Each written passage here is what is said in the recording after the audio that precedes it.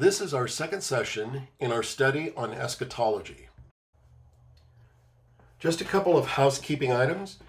You all have access to the website that Paul has established, and in there are loaded a variety of different documents. You can click on, for example, the Deep Dive Bible Study syllabus. There you can see all of the different topics we've already covered and any of those that you might consider for teaching in future sessions. And don't forget you have access to Paul's study notes. That'll allow you to prepare in advance for the discussions, and also the fuller eschatology deep dive study document that I put together that in the PDF format, if you tap on any one of the table of content items, it's going to take you right to that area of interest, complete with all of the references and even links to videos that you may want to see. In our last session, we examined the difference between symbolic and literal interpretation and how each one shapes a person's eschatological view. We also noted that these differing perspectives do not violate the non-negotiable essentials of our faith. However, conflating them can lead to incoherent positions. For example, dispensational amillennialism is inherently contradictory. Now, with regard to differing views that we're unfamiliar with, we must proceed with caution. These are, after all, secondary issues, and labeling them as heresy is a serious matter that should not be done lightly. We also worked on sharpening our critical thinking skills. Our goal in this study is not simply to be told what to think, but to learn how to think. We explored examples such as the Masada mass suicide, the motives of Josephus, who wrote about that, and the archaeological evidence that challenges certain historical claims by Josephus. Similar issues arise within Christian traditions, such as the idea of a rope tied to the high priest. Critical thinking helps us see these things clearly. Now, every Christian holds some form of eschatological view. Some arrive at their position through careful study and conviction.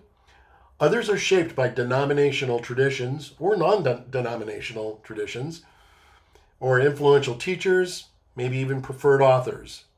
Still others remain non-committal, whether they don't know this material, or they are uncertain, or they lack interest, or simply they're just apathetic. All of these positions do exist, and it's important that we understand them on their own merit. In Paul's lesson, he introduces us to the Olivet Discourse in Matthew 24, 1 through 15. We grounded it in its theological context by looking back to Matthew 23:38. Now in that verse, Jesus declares, "Your house is left to you desolate," a statement rich with meaning. It echoes the past, specifically Ezekiel's vision of the Shekinah glory departing from the temple, and it speaks directly to Jesus' present confrontation with certain of the religious leaders.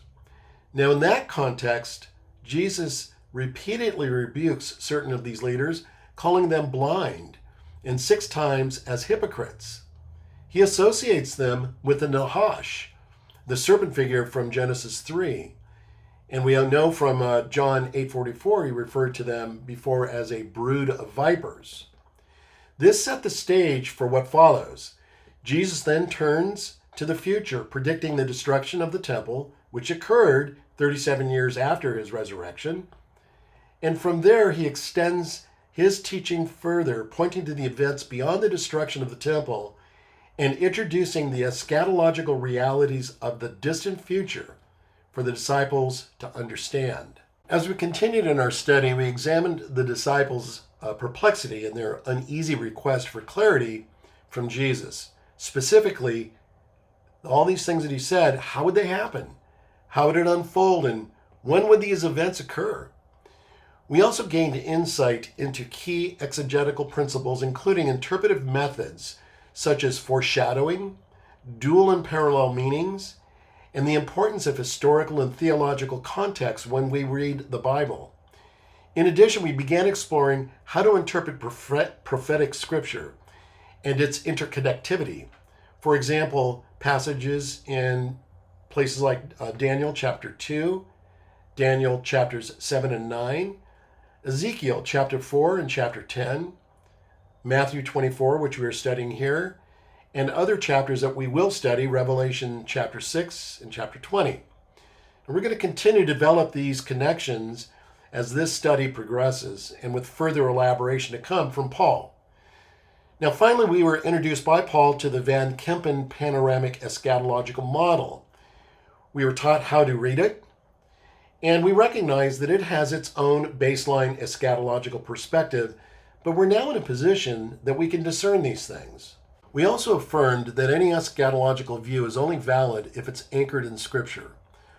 While there is extensive biblical support for each position, we're not going to cover those in detail here. For a deeper study, refer to the materials on our website, especially appendices 4 and 5 of our deep dive study document. At a higher level, eschatology can be organized around 3 key concepts. The redemptive plan, it has 2 views. The millennial reign, it has 3 to 4 views depending on classification. And the tribulation, which has 3 views. In theory, combining these yields up to 24 possible views. However, many of the combinations are self-contradictory, and that leaves a more realistic number closer to 6. Now, notably, most Christians are only familiar with one view. Our goal in this study is to understand the range of perspective, both historical and contemporary. So we can begin with the redemptive plan, the 2 views of the redemptive plan. There's non-dispensational, often called covenant theology, not to be confused with replacement theology.